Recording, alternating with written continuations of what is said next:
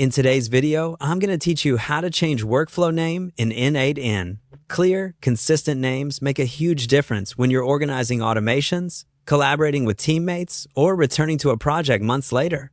Renaming in N8N is quick, and I'll walk you through it step by step, along with a few practical tips so you feel confident about the change. First, head to your workflow. Open N8N and navigate to the workflow you want to update. If you're already in the editor, you're set. If not, go to your workflows area. Locate the one you want, searching by its current name or scanning your recent items, and open it. Give yourself a second to confirm you're in the correct workflow by checking the canvas and nodes.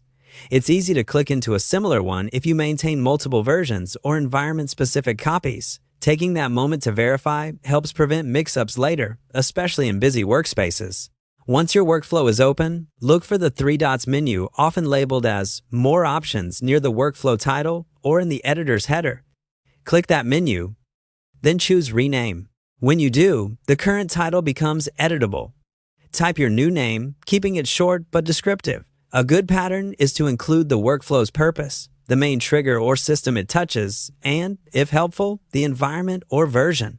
For example, you might use something like CRM, Sync Leads, Prod, instead of a generic title.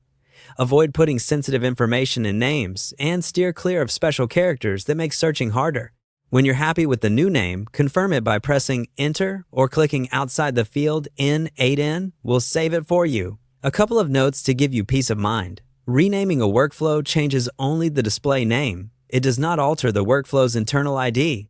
That means your triggers, schedules, and webhook URLs continue to work exactly as before. Existing executions and logs remain intact, and any references in your workspace that rely on the workflow's ID won't break. After renaming, you'll see the updated title in your workflow list and in search results, which makes filtering and auditing simpler. That's all there is to it. You've opened your workflow, used the three dots menu to rename it, and saved a clearer, more discoverable title. Keep using consistent naming patterns across your workspace, and future you and your teammates will thank you. If you found this helpful, continue organizing the rest of your workflows the same way so your automation library stays clean and easy to navigate.